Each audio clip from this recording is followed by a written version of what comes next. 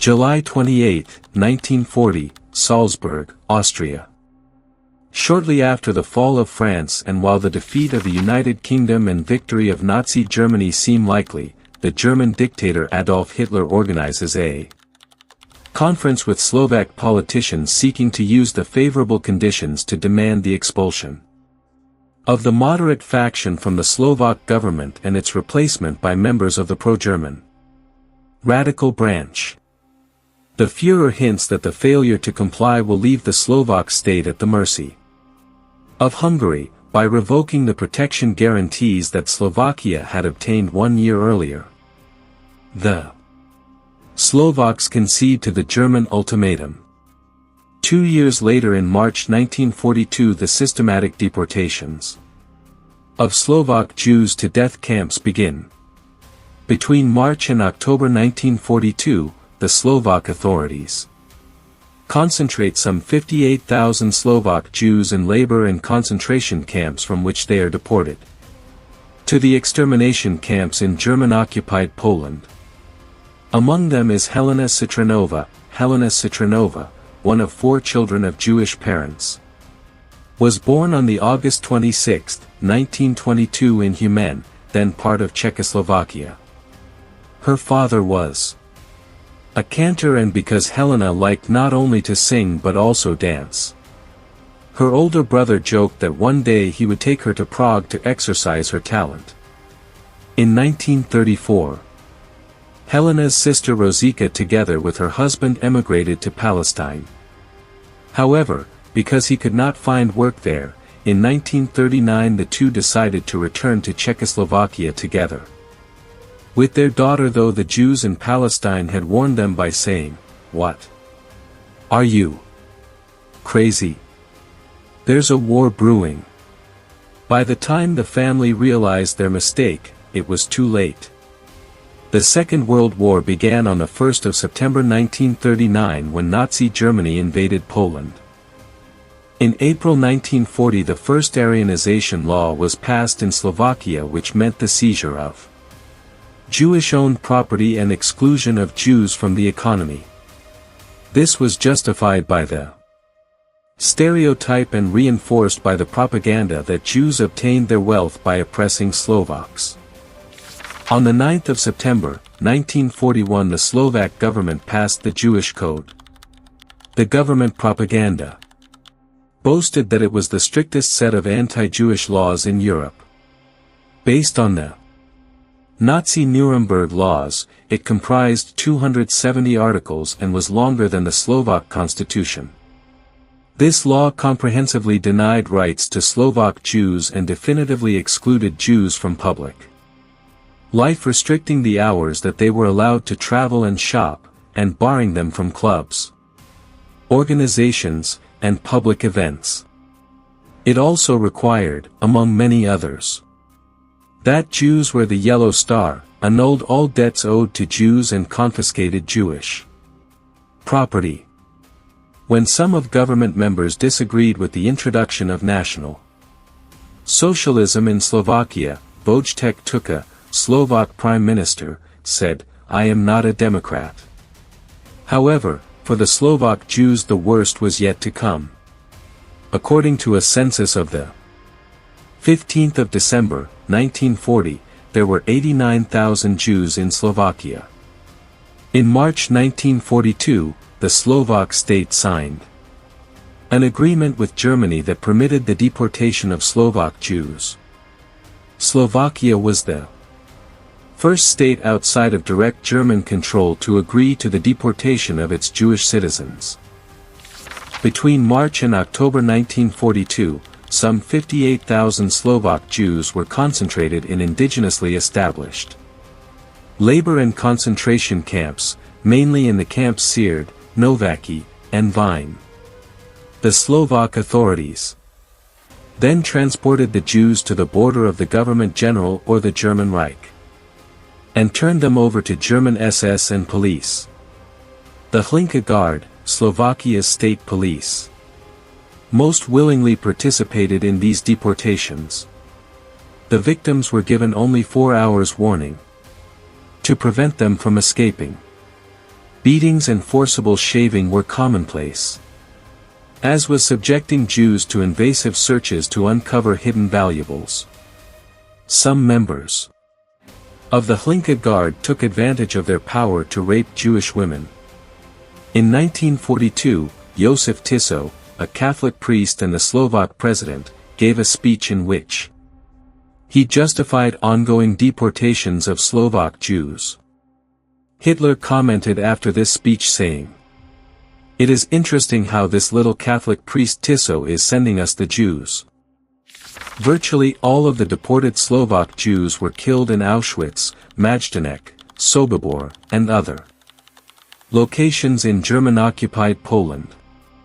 Only 300 Jews deported in 1942 from Slovakia to Nazi death camps survived. The Slovak state paid Germany 500 Reichsmarks for every deported Jew for what they called retraining and accommodation. During the war, German and Slovak authorities deported more than 70,000 Jews from Slovakia. The Germans murdered more than 60,000 of them. By the end of the Holocaust, more than two-thirds of the Jews living in Slovakia had been murdered. On March 25, 1942, Helena Citrónová was among 997 teenage girls and unmarried young women deported on the first official transport of Jews to Auschwitz. Told by Slovak authorities that they would be going away to do government work service for just a few months. The Jewish girls and women were actually sold to the Germans by the Slovaks for 500 Reich marks, about $200 apiece, as slave labor. On March 26, 1942, they arrived in Auschwitz. At first, Helena worked in an outdoor command unit demolishing buildings and shifting rubble. She slept on bug-ridden straw and watched in terror as the other women around her began to give up hope and die. She would later recall, "We weren't allowed to run, so when the wall came down, the first girls were crushed and died on the spot." However, on October 30, 1942, Helena started to work at Canada Warehouse, sorting the possessions of murdered Jews. It was so named because Canada was thought to be a country of great riches. Inmates' possessions were taken from them upon arrival and brought there. The items were sorted and sent back to Germany, although some were stolen by the SS guards. Working at Canada Warehouse was one of the few sought-after jobs at Auschwitz because the prisoners received food and water and they could grow their hair out and they were not beaten. On October 30, 1942, the same day she started to work at Canada Warehouse, Helena participated in a musical performance by a group of prisoners. She was noticed by Franz Wunsch, one of the SS personnel responsible for overseeing the sorting tasks in Canada Warehouses. Helena sang with passion as she believed it might be the last time she would ever get to sing. When Helena was done singing, Wunsch came up to her and asked her, "Please, sing the song again." Helena later recalled she would look up with tears in her eyes and see a uniform and think, "God, where are the eyes of a murderer? These are the eyes of a human being." Wunsch fell in love with Helena. As one of the SS personnel responsible for overseeing the sorting tasks in Canada Warehouses, Wunsch would visit Helena often and he was gentle, kind, and protective. He would bring her extra food and clothing and turned over his own food rations to her. When Helena was infected with typhus, he would hide her and nurse her back to health. He made sure she was well fed and would even give her the gifts of food that his mother had sent him. Wunsch would help save the lives of her fellow prisoners, risking his own life with his superiors in the SS. Sometimes he passed her notes saying, "I fell in love with you." Helena later recalled, "I thought I'd rather be dead than be involved with an SS man." Helena despised the Nazis not only because of what they did to the Jews but also because she lost her parents and brother at Auschwitz, who, while attempting to escape the camp, was killed on an electrified fence, his face and hands pressed up and immobilized against the barbed wire. However, over time Helena started to develop some affection for Wunsch in return. A turning point came when Wunsch was able to help Helena's sister Rosika, a mom of two, who was transported to Auschwitz from Slovakia with her 9-year-old daughter and newborn son. Helena heard about their arrival and ran to the crematorium where she feared they would be killed. She hysterically told the guards that she wanted to die with them. But a friend had alerted Wunsch, who rushed to the scene just as Joseph Mengele, the notorious SS physician known as the Angel of Death, decided which of the prisoners would live or die. When Wunsch came to the crematorium, he began to violently beat Helena for the crime of violating curfew. While he was beating her, he secretly whispered to her. Until he met Helena, he hit and kicked women too, but afterwards it was enough for him to beat only men. He often beat them with a stick that he carried him. Helena had a positive influence on him and she tried to make him behave not so cruelly. However, after the war, one Holocaust survivor testified that during the Jewish revolt in Auschwitz, that occurred on October 7, 1944, Wunsch, without mercy, shot a 20-year-old Greek Jew. The relationship ended in January 1945 as the Soviet army was approaching Auschwitz. During their last conversation, Franz told her, "Take care, Helena. You'll make it. I've loved you so much." Then they kissed long and intimately. On January 27, 1945, the Soviet army entered Auschwitz, Birkenau, and Monowitz and liberated about 7,000 prisoners, most of whom were ill and dying. One of the prisoners liberated by the Red Army was Helena Citrónová. However, for the next 27 years she and Franz Wunsch would not see each other. After the war, Helena married a Zionist activist, moved together to Israel and had 2 children. Wunsch searched for Helena for years, but Helena avoided the letters that he wrote her.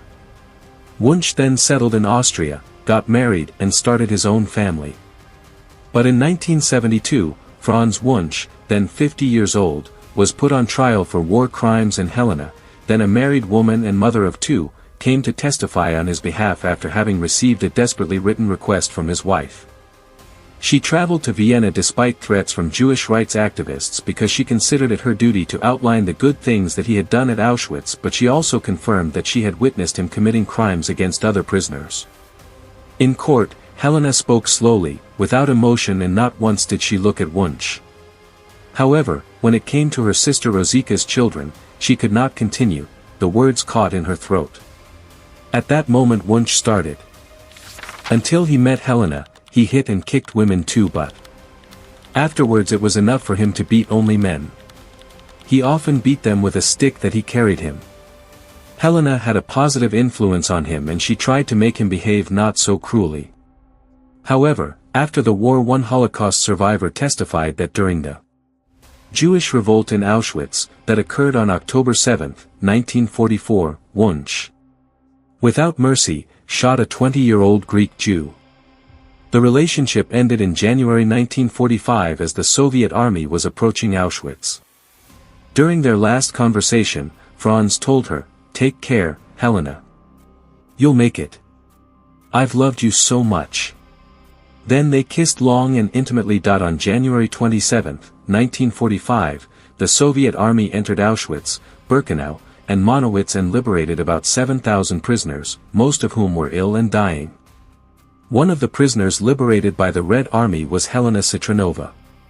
However, for the next 27 years she and Franz Wunsch would not see each other. After the war, Helena married a Zionist activist, moved together to Israel and had 2 children. Wunsch searched for Helena for years, but Helena avoided the letters that he wrote her. Wunsch then settled in Austria, got married and started his own family. But in 1972, Franz Wunsch, then 50 years old, was put on trial for war crimes, and Helena, then a married woman and mother of 2, came to testify on his behalf after having received a desperately written request from his wife. She traveled to Vienna despite threats from Jewish rights activists because she considered it her duty to outline the good things that he had done at Auschwitz, but she also confirmed that she had witnessed him committing crimes against other prisoners.